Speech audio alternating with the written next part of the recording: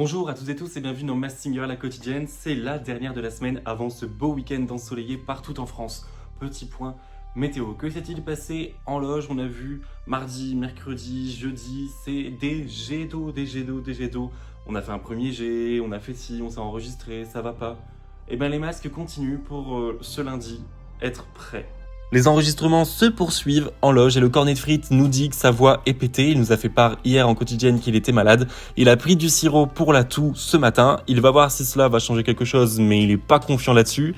Quand il avale sa salive, cela lui fait mal. Pour le nounours, il voit tout le monde envoyer des premiers jets. Et lui, il est tranquillement en train de commencer. Mais ne t'inquiète pas, nounours, tu as le temps, tu as encore ce week-end, car deadline, on le rappelle, dimanche à 18h. Du côté du nuage, lui, elle cherche un endroit pour s'enregistrer, pour s'isoler, et elle nous fait part de magnifiques carreaux.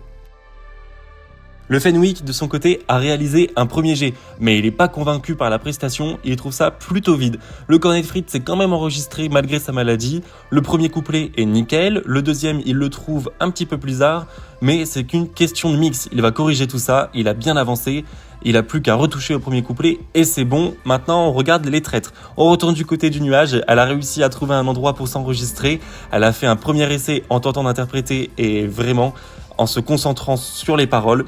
Elle essaiera d'en refaire un demain pour voir si cela change quelque chose. Le koala se questionne. En effet, sa prestation est peut-être un petit peu trop courte et il se demande si cela va le pénaliser ou non de la part des jurys.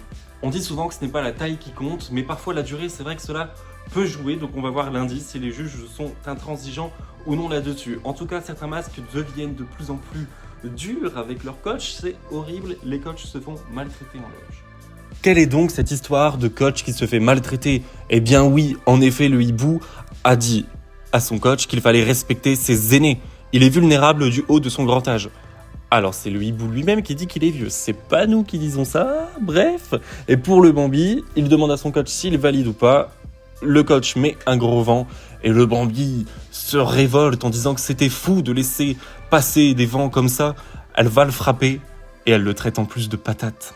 Les coachs, prenez garde, ne laissez pas les élèves dépasser, les maîtres, recadrez-les, allez-y, un bon coup.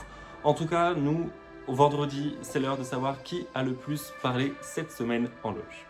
Vous l'attendiez avec impatience, c'est l'heure du top 3 de ceux qui ont le plus parlé cette semaine. En troisième position, on retrouve notre cher Monsieur Hibou. En deuxième position, on retrouve le nuage qui était déjà présent dans le top 3 la semaine dernière. Et enfin, en première position, on ne le présente plus, vous le connaissez dans ce classement, le cornet de frites. Mais à savoir que le cornet de frites va peut-être bientôt se faire dépasser, car l'écart est de plus en plus réduit. Bravo encore une fois au cornet de frites, qui est l'éternel top 1 de ce classement. Mais en tout cas, on remarque que le top 2 et top 3 changent assez souvent. Rendez-vous lundi pour une nouvelle quotidienne où j'aurai une grosse annonce également à vous faire. Rassurez-vous, ce n'est pas pour danser avec Discord. Je rassure ceux qui ont cru, c'était une blague depuis le début, danser avec Discord. Mais lundi, c'est une vraie annonce que je vais vous faire. Un bon week-end, à bientôt.